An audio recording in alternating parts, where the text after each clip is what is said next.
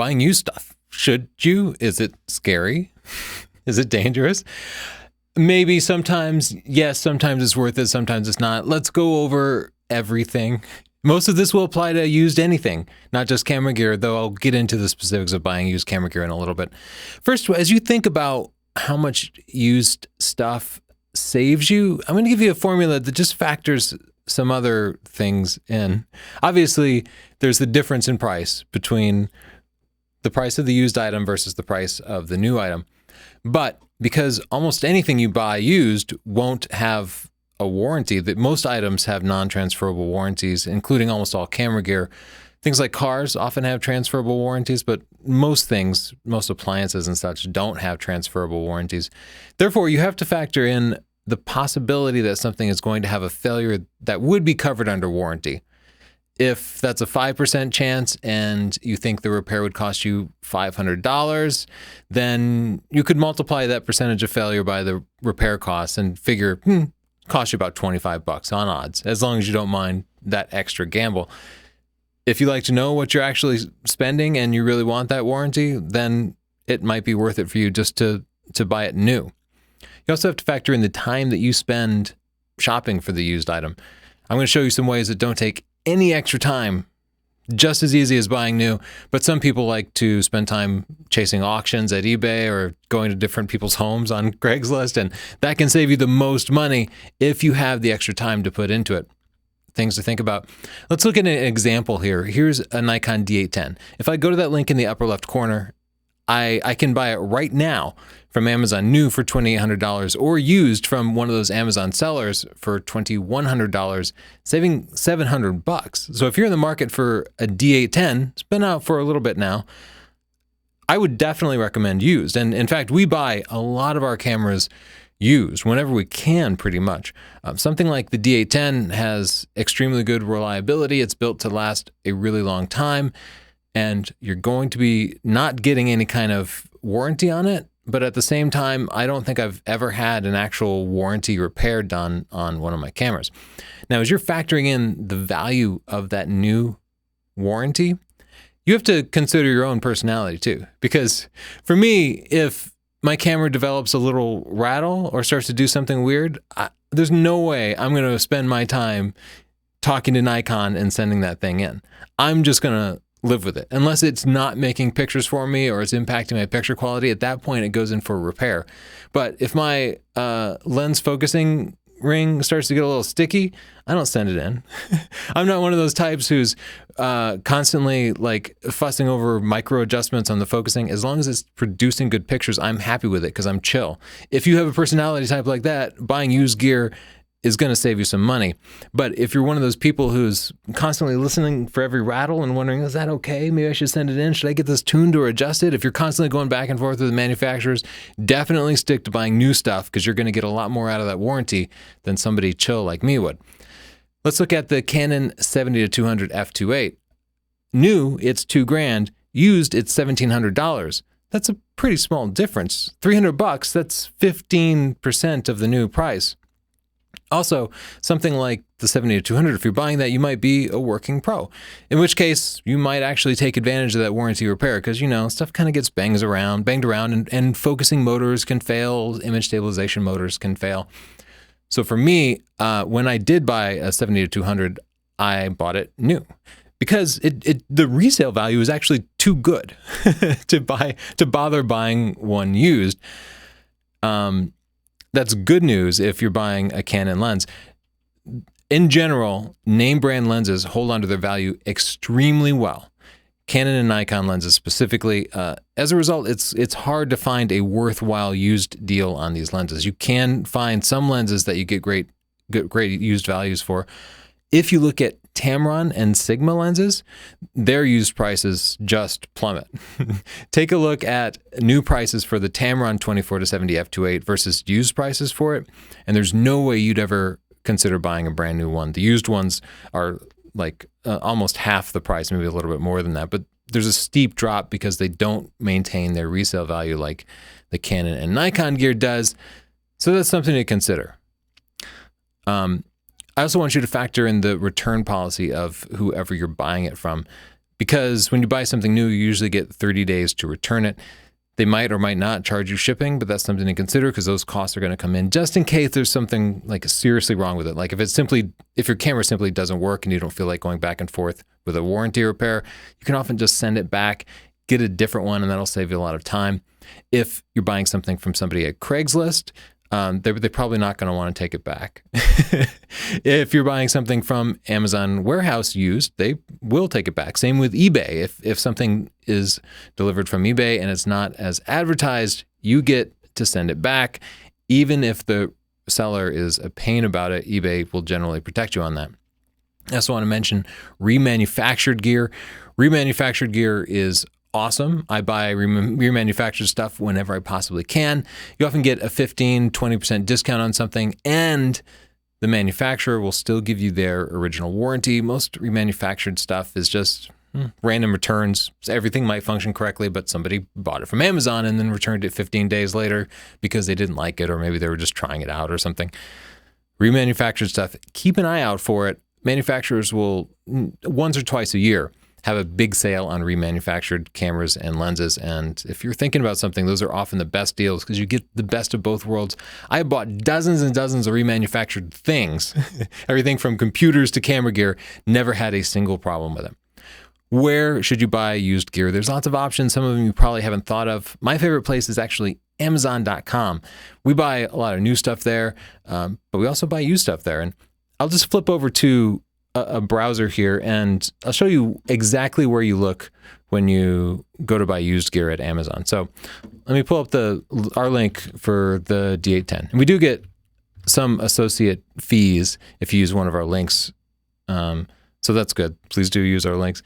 This is the D810, and you can see here, brand new, $2,800. If I scroll down, okay, so this is where you buy used stuff on Amazon. You can see 18 new, 26 used, or 5 refurbished. Refurbished, again, that's kind of a good compromise. The used models start at $2,100. The refurbished models start at $2,400. So I can click here and see the individual seller. So Amazon's not the only seller at Amazon.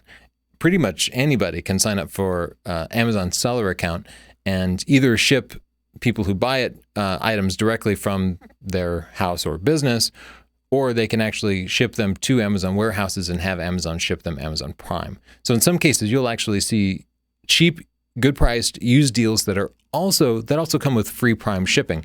And none of these actually do that I see. But you can see, okay, used good, used like new. This guy actually tells you the shutter count. Well, they both tell you the shutter count. So here you have a couple of options. Now, this is different from eBay. It's really easy on the seller here because they don't bother posting pictures and such. If you're nitpicky like that and you want to see every little scratch and ding on it, then you might be happier at eBay where people tend to post pictures. But you can return these things generally. Each of the sellers will have a return policy posted here, but Amazon enforces some return policies too. So they can't ship you something that's not what they promised and then refuse to take it back. Amazon will protect you in those situations. Be sure to factor in the shipping costs here. You can also see just those items that are available through Prime. So in this case, we have a used model available through Prime for $2,450.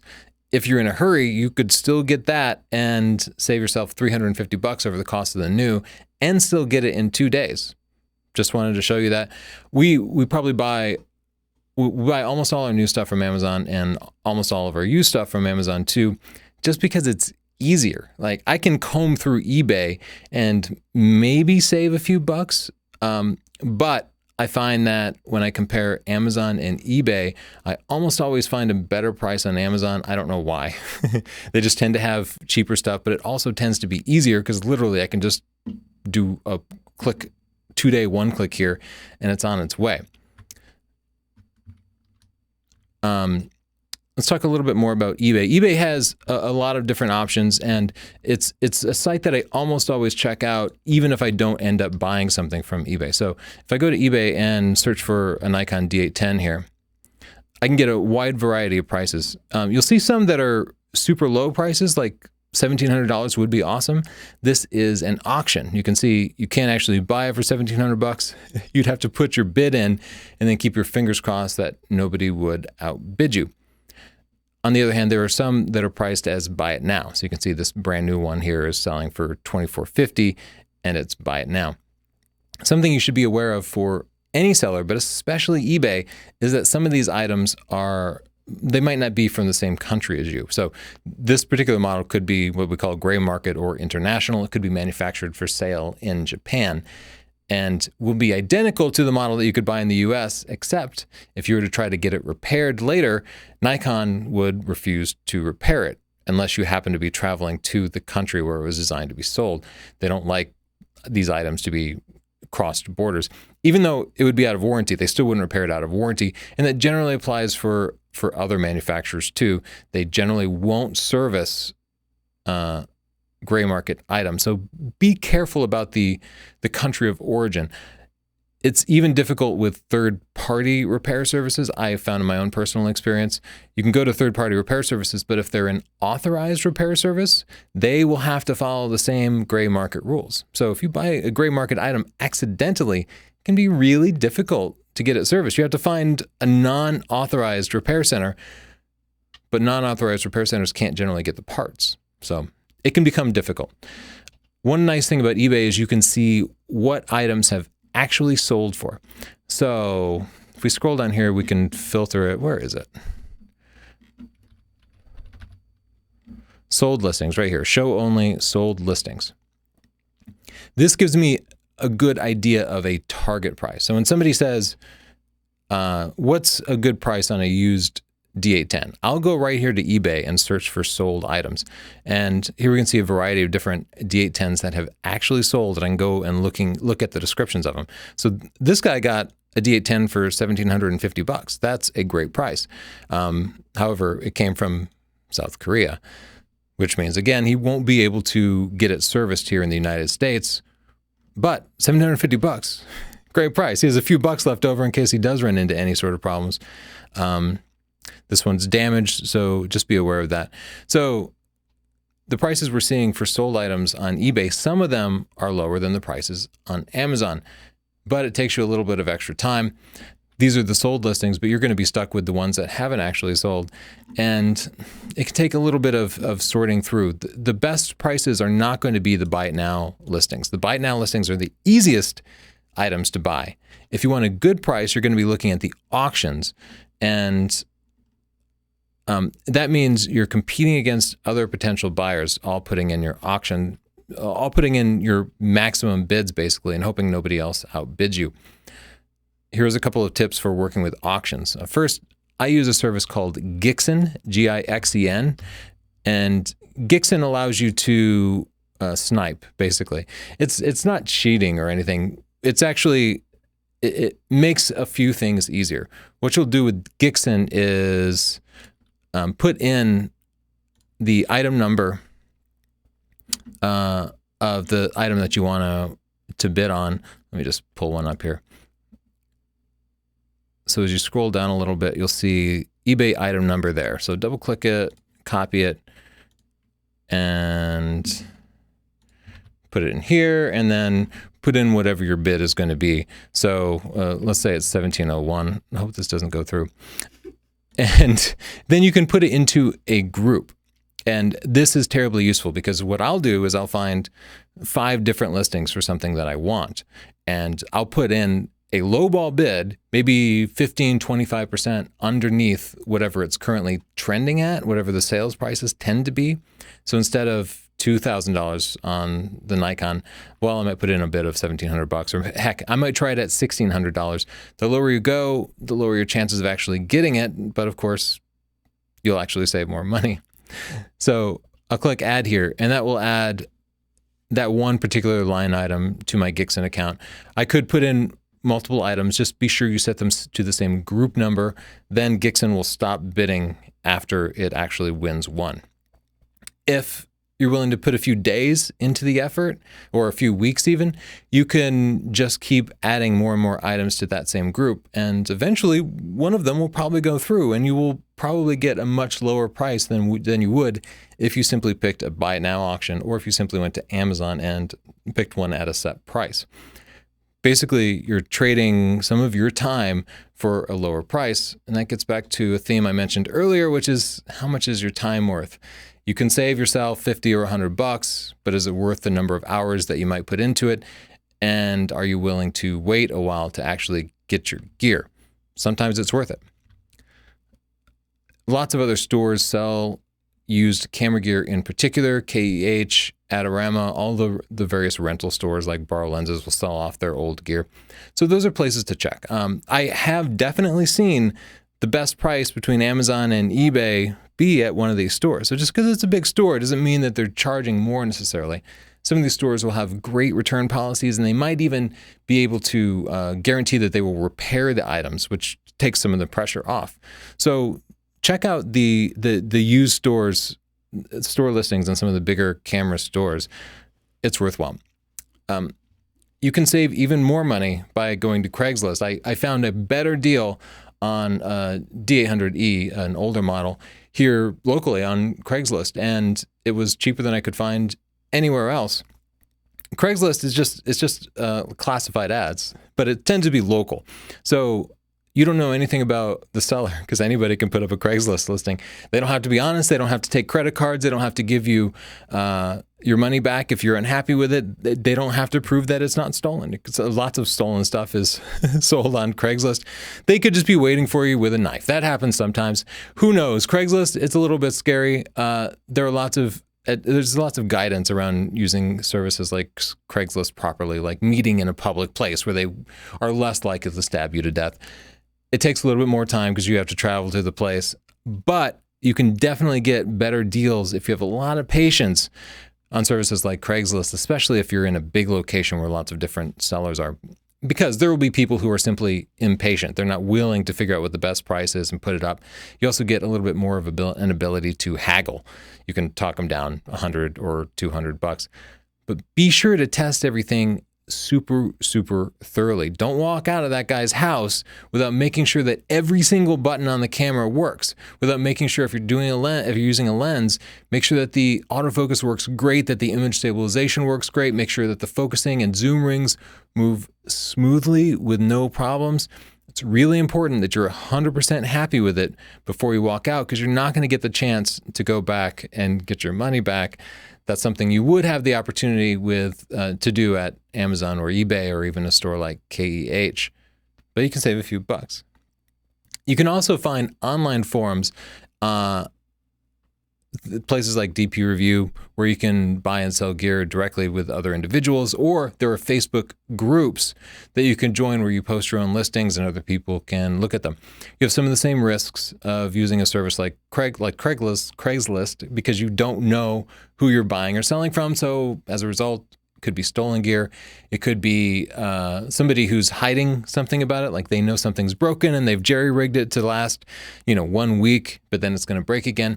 These are real risks. Some of them are just going to be scammers where they're going to get you to send money ahead of time, and then you're never going to get your item from it, and you really have no protection for that. So there are lots of risks to assess, but maybe you're a person who can actually identify who's trustworthy and who's not. For me, I tend to stay away from Craigslist and these other venues, and I stick to the bigger, more popular venues. Now, let's talk about what to look for when you are buying cameras and lenses to make sure that it's going to suit your needs and that it's going to function as you hope it will. First, to get the best price, I like to look for kits and bundles. As an example, when I was pricing out used gear to make this, and I looked up the Canon T3, a popular used camera, beginner camera. They were selling for between $200 and $300, but I saw somebody was selling 2 Canon T3s for $300. They had bundled together these 2 random items and basically priced them at the same value as a single camera. That would be a great deal. You could buy it for $300, take one of them and resell it. And the end result would be a camera that cost you whatever your eBay fees were. Maybe it's $50 or $30 or whatever, and you'd end up with something really cheap. I've gotten a lot of great prices on things by buying kits and then parting it out and selling the leftovers. Remember, I wanted to buy Canon 50mm f1.4 lens. The cheapest price happened to be a kit that had some camera body attached to that lens. Somebody was selling them together because they were too lazy to split it up. I bought them both together, resold the camera body, and ended up getting the lens for what amounted to about half the normal price. So sometimes you can buy a bundle and split it up. Let's take a look at a real example now that you can find on eBay, which is somebody selling their D810 with 5 decent quality lenses. I added it all up. They're selling it for $5,200.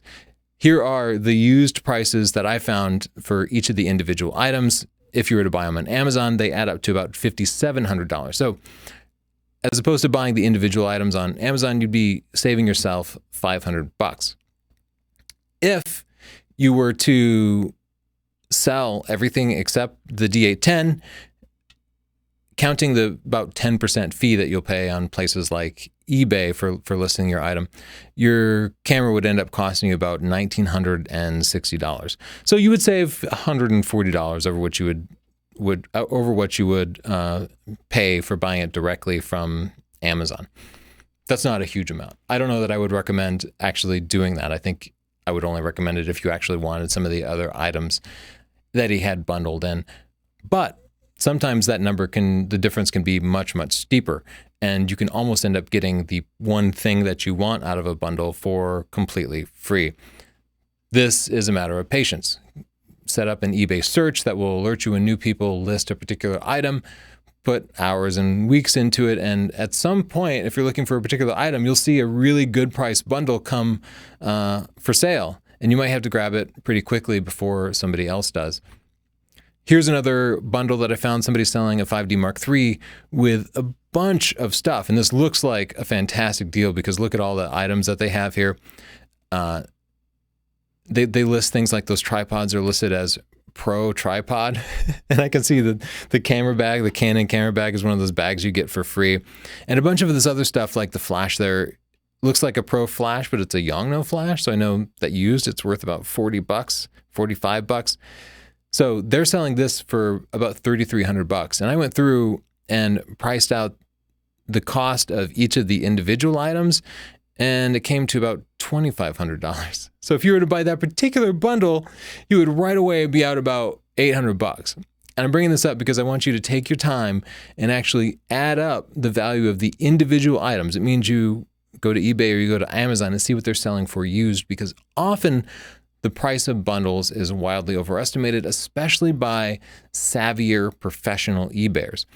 I believe companies like this put out a lot of impressive looking stuff to trick people who are either new to photography or who don't want to put the time into it, into thinking that they're getting a fantastic deal and they're getting a lot of valuable stuff. But for example, looking at those tripods, tripod and monopod, I can see they're super cheap. I know the flash is super cheap. A couple of those lenses are really, really cheap. I mean, the kit lens that it comes with is $100 lens now used. It's just an old, outdated lens that wouldn't be sharp at all. It'd be a terrible choice for that camera, in fact. So this particular bundle, not worth it. Just beware of that kind of thing. I also want you to generally discount the cost of batteries, at least on cameras that are more than 2 years old. Batteries lose their capacity pretty quickly, even good quality batteries. And after a couple of years, you basically need to recycle it and get yourself a new name brand battery. I don't recommend off-brand Chinese batteries because they tend to lose capacity even faster. Like after 6 months, they can be completely useless. So if you're buying a 3-year-old camera, add in the extra $40, $50, $60 that it will cost you to get that brand new battery, and just make sure that it's still worth it. Lots of cameras will come with boxes and manuals, and you tend to get more for a kit that comes with boxes and manuals. I don't care about the boxes and manuals. Therefore, I often find a better deal from somebody who's too lazy and who's too lazy to keep that stuff around and is just like, it's a body only and I lost everything else. You can get a better price for that kind of thing, and it has no value to me, so I happily grab that kind of thing up. I warned you earlier to watch out for gray market gear. Whenever possible, you might just ask them where they bought it. If they have the original receipt, it helps just to know that it was bought in your same country, because at least you can pay to get it repaired. The number one thing people think about when they're buying used cameras is shutter count. It's always with the shutter count. And a lot of sellers will list the shutter count. And that is useful. Low shutter counts tell you that a camera hasn't been used much. It's like miles on a car. But shutters don't really break all that frequently. I put a poll up on my own Twitter, and I got like 150 responses, and 96% of people had never had a shutter fail. And I've never had a shutter fail, even though I do a lot of sports and wildlife photography where I can easily take 1,100 pictures in a day. I've never had a shutter fail. But shutter failures do happen. And here's a slide from a really useful site that you can find at the URL down here that shows the mean time to failure for a Canon 5D Mark II. I couldn't find anything more updated. But you can see with the fairly old 5D Mark II that even if you manage to get it to 100,000 clicks, then there's still a 90% chance that it's not going to fail. So even at 100,000 clicks, there's only a 10% chance of failure. As you keep going up, even if you get to 1 million, there's only a 32% chance that your shutter is going to fail. So you don't necessarily have to freak out that a camera has 20,000 shutter clicks, or if you simply don't know how many shutter clicks it has.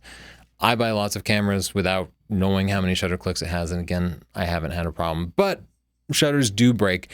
If you do have to get it repaired, the costs tend to be around $300 to $400. They have to replace the shutter box, and so you don't have to throw the camera away. You can get it repaired, and the repairs don't tend to be that much. But there's a little bit of a gamble there. It's something to check on.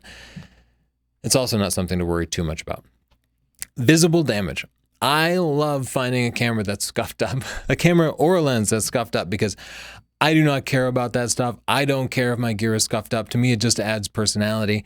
But a lot of people want their used gear to look completely brand new. And that means that that pristine gear is going to have more people lining up to buy it. You can get cheaper, equally functional gear if you don't mind that it's been used a little roughly. The same applies for lenses that have either visible dust or visible scratches on it. Generally, these don't impact picture quality in the vast majority of situations. And therefore, you can buy scratched or dusty gear as long as it's not too heavy and get the same images for a lower price. So that's something to look out for if you're willing to do that.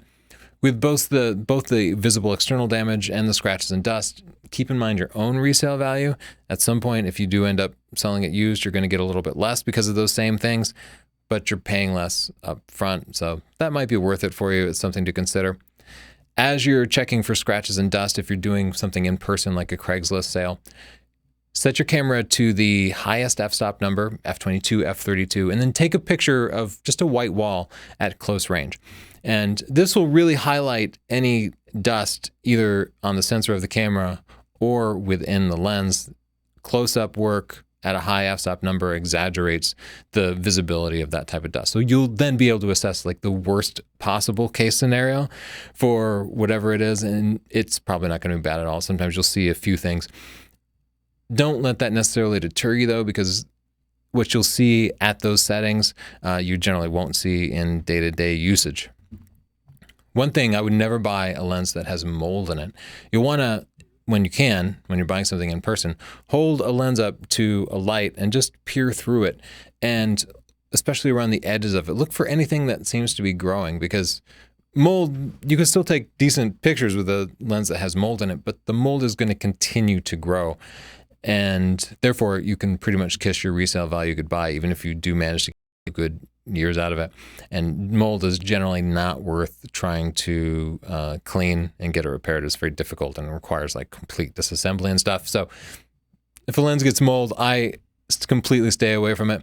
Hope these tips have helped. Just want you to save some money and get the most bang for your buck.